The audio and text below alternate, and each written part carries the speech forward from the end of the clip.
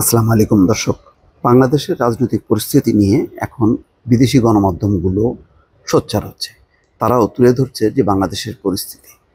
এখানে রয়টার্স একটি রিপোর্ট সামনে এনেছে, যার শিরোনাম হচ্ছে একের পর এক বিক্ষোভ, চাপের মুখে অন্তর্বর্তী সরকার।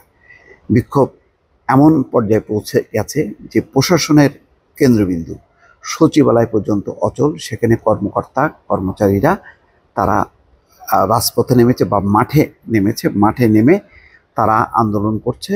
এবং এমনকি সচিবালয় আজকে আধা ঘন্টা প্রধান প্রধান গেটগুলো, সচিবালয় প্রবেশের সেই গেটগুলো তারা বন্ধ রেখেছে। এবং তারা বলেছে যে তাদেরকে চাকরিচ্যুত করার জন্য যেই অধ্যাদেশ, চাকরি শৃঙ্খলা বিধি অধ্যাদেশ জারি করা হয়েছে, সেইটা প্রত্যাহার না করলে তারা আন্দোলন করবেন এবং এখনও করছেন এবং আগামীকালও সেটি করবেন। সেই বিষয়টি উল্লেখ করেছে রয়টার্স তার প্রতিবেদনে। বলা হচ্ছে সরকারি কর্মকর্তা, শিক্ষক, রাজনৈতিক দল, সেনাবাহিনীর চাপের মুখে পড়েছে।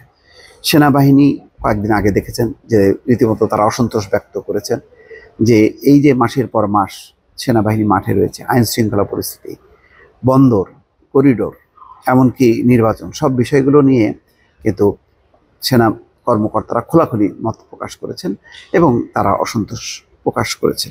আজকে অবশ্য তারা বিবৃতিতে বলেছে যে তাদের এই বিষয়গুলো স্বাভাবিকভাবে নেওয়ার জন্য, এবং এটা সরকারের বিরুদ্ধে কোনো অবস্থান না, সরকার এবং সেনাবাহিনী একই অবস্থানে আছে। এছাড়া প্রাথমিক শিক্ষকরা অনির্দিষ্টকালের জন্য তাদের কর্মস্থল ত্যাগ করেছেন, দাবি তাদের বেতন বৃদ্ধি করতে হবে।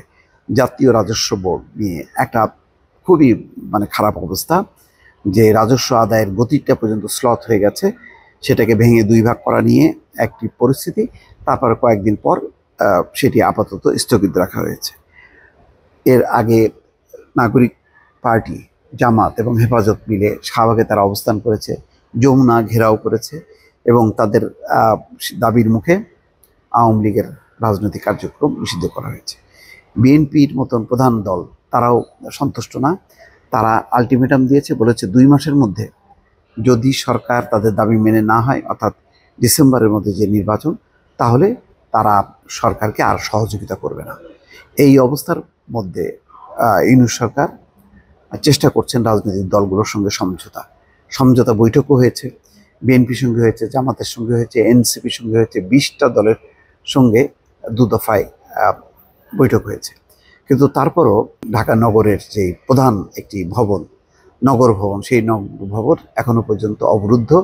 সেখানে কোনো কাজকর্ম হচ্ছে না, কেননা মেয়র হিসাবে ইশরাক হোসেনের শপথে বাধা দেওয়া হচ্ছে এবং এটা আইনি লড়াই এমন পর্যায়ে যে সরকারের পক্ষ থেকে সেটা সর্বোচ্চ পর্যায়ে চেষ্টা করা হচ্ছে যাতে ইশরাক হোসেন শপথ না নিতে পারে।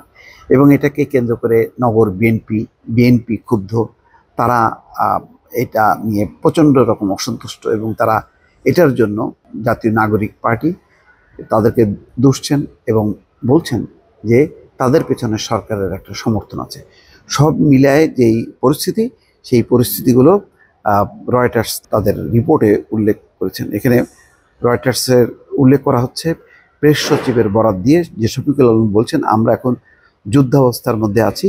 আওয়ামী লীগের কার্যক্রম নিষিদ্ধ হওয়ার পর আমাদের অস্থিতিশীল করতে বিভিন্ন চেষ্টার ইঙ্গিত দিয়েছে। অর্থাৎ এখন যে আন্দোলন চলছে, যে অচল অবস্থা চলছে, এটাকে তিনি বলার চেষ্টা করছেন যে এর পেছনে একটা ইন্ধন আছে, অর্থাৎ আওয়ামী লীগের একটা ইন্ধন আছে। আজকে সচিবালয়ে যে বিক্ষোভ, সেখানে হাসনাত আবদুল্লাহ বলেছেন যে এই সচিবালয়ের কর্মকর্তা কর্মচারীরা বিগত সরকারের পক্ষে কাজ করেছে, তারা আন্দোলনের পক্ষে কোনো অবস্থান নেয়নি, অর্থাৎ এবং হুঁশিয়ারি উচ্চারণ করেছে।